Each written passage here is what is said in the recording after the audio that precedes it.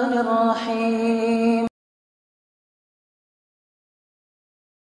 Kota Mekah, tatkala Allah bersumpah dengan kota Mekah, menunjukkan negeri kota Mekah itu kota yang spesial.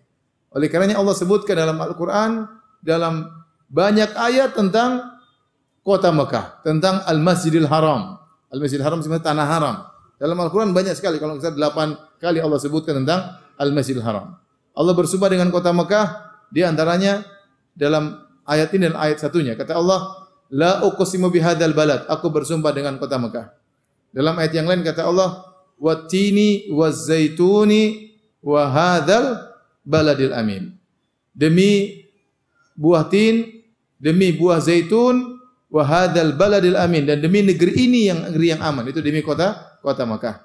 Oleh karenanya kota Mekah ini kota yang spesial dan dia salah satu di antara 2 tanah suci.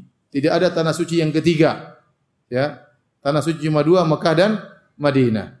Makanya kata Nabi SAW, Inni haramtul Madinah kama harrama Ibrahimu Makkata. Sungguhnya aku mengharamkan tanah Madinah. Maksudnya aku menjadikan Madinah sebagai tanah haram, sebagaimana Ibrahim telah menjadikan Mekah sebagai tanah haram. Tanah suci ada aturannya.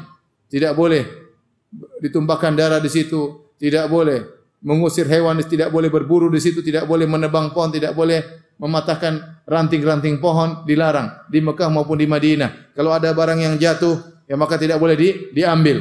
Ini aturan di kota Mekah dan kota Madinah. Tidak ada tanah haram yang ketiga.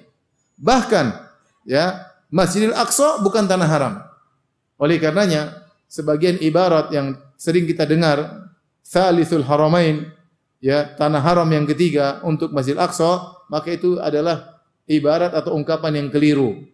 Tanah haram cuma 2, Mekah dan Madinah. Benar, Masjidil Aqsa 3 masjid ini, Masjid Al-Haram, Masjid Al-Aqsa, Masjid Nabawi, ini 3 masjid yang spesial yang boleh seorang bersafar dalam rangka untuk mencari berkah di tempat tersebut. Cuma 3 masjid ini. Ya, kata Nabi SAW, La tusyaddur rihal illa thalathati masajid. Tidak boleh seorang sengaja bersafar untuk mencari keberkahan kecuali kepada 3 tempat ini. Masjid Haram, Masjid Aqsa, Masjid Nabawi. 3 ini spesial kenapa? Karena 3 masjid ini masjid yang dibangun oleh para anbiya. Masjid Haram yang bangun siapa?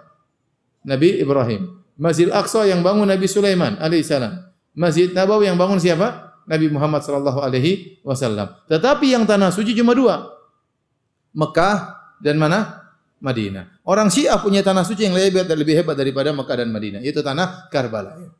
Tanah Karbala. Bahkan tanah haramnya lebih luas daripada tanah haram Mekah, ya. 25 kilo sebelah utara, 25 kilo sebelah selatan, 25 kilo sebelah barat, 25 kilo sebelah timur. Radiusnya lebih apa? Luas. Mereka sebutkan dalam buku-buku mereka. Bahkan kata mereka, Mekah tidak ada nilainya dibandingkan dengan apa? Karbala. Kalau mengunjungi ziarah ke kuburan Husain, sekali mengunjungi kuburan Husain sama seperti 20 kali haji, kata mereka. Ya, ini enggak benar, ya. Tanah haram cuma 2, yaitu Mekah dan Madinah. Baik. Dan di antara keistimewaan tanah haram yang tidak dimiliki oleh kota-kota yang lainnya, Allah berfirman dalam surat Al-Hajj, "Wa man yurid fihi bi ilhadin bi dzulmin nudzikhu min adzabin alim." Kata Allah, barang siapa yang berniat untuk melakukan kezaliman di kota Mekah, kami akan buat dia merasakan adab yang pedih. Ini hanya berlaku di kota Mekah.